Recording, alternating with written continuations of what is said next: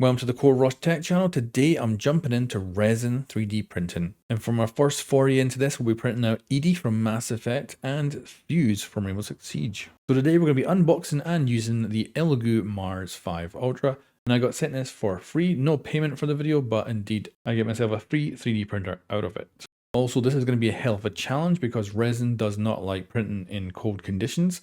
And currently when this printer arrived in Scotland, so that's of course where I live, it was extremely cold, like below freezing at that point. So I had to come up with a whole heating solution to make sure the resin stayed at a good temperature. Not to mention, resin is also toxic in its liquid form, and you're not supposed to breathe in the fumes as well. So this is a whole upgrade for me. I've been doing 3D printing for a couple of years now, but that's with filament-based printing, which has come along a long way, and it's very easy to use these days. Whereas these resin printers are starting to get to the same point, but the resin is still toxic. And I did get offered a 3D printer last year, and I turned it down because I thought I'm not quite at this stage yet.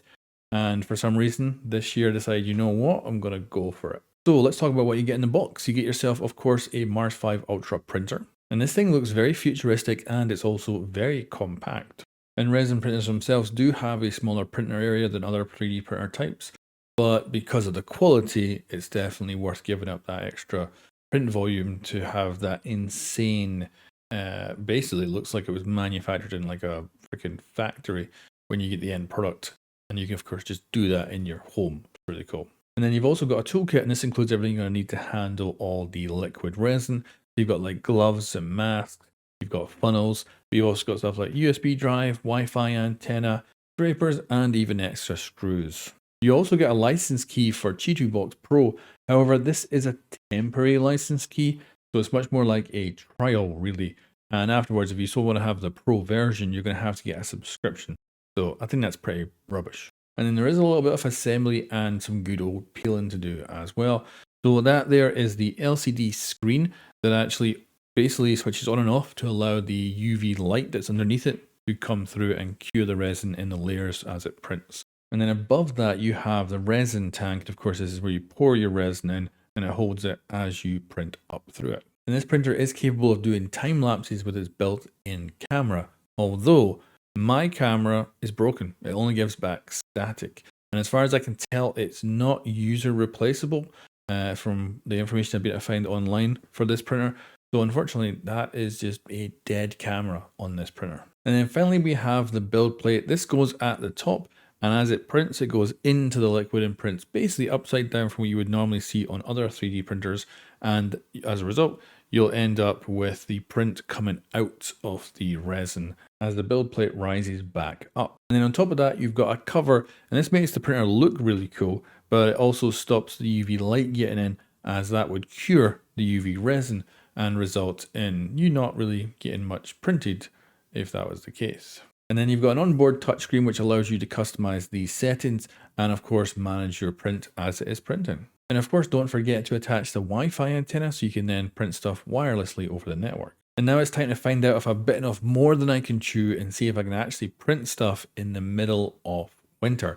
And it's going to be a bumpy ride. Today we'll be using the Elegoo standard 8K resin, and this is a space gray color. And like I said before, this stuff is toxic in its liquid form, including the vapor and getting on your skin. So you gotta wear gloves, you gotta really be mindful of yourself.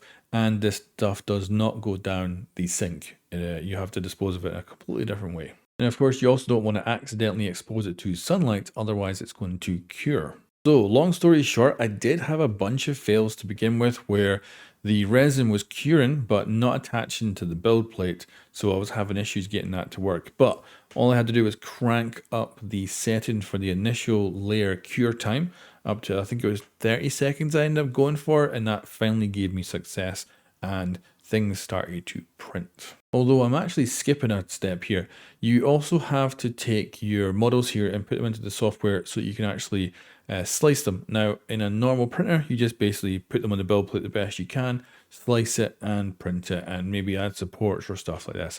This here, you want to always have supports with printing like this. So you got to go in, you got to add these supports in, you've got to then hollow your models, you got to put holes in your models so you can get the liquid resin that would otherwise be trapped in there out, and you have to go through a process of really trying to figure out the best way to set things up. Now, I'm a newbie here, so I've definitely not done the best attempt, but I decided to print off Fuse here and Edie from Mass Effect.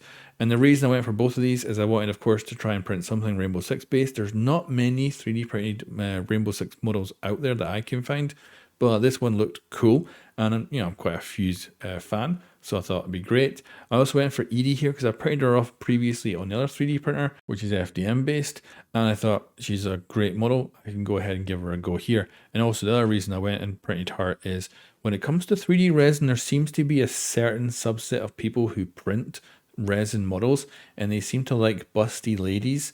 And there's so many models of busty ladies out there, or maybe you're just printing off Warhammer figurines. But it seems to be that on the FDM printers, it's like you print off tanks and stuff, it's cool. And then on the resin printers, I see a lot of busty ladies getting printed. So I thought Edie here was a perfect fit, and I've already previously printed her, so I thought I could go in there knowing it's a good model to start. Also, these are pretty small as well. I could easily, I think, 5 times them probably in size and get them off in this printer, and they would look exceptional. But I wanted to try and not go too crazy on my first ever print. So this is them here after printing in their support structures, and they look really freaking good. I was amazed when these finally came out successful, and I was like, holy moly. And it's just really cool. And when we go into the details on this stuff, it blows my mind how good it is. However, another complex part here is you do need to clean these in isopropyl alcohol. So the whole process of working with the resin, printing stuff, and then cleaning it is all complicated.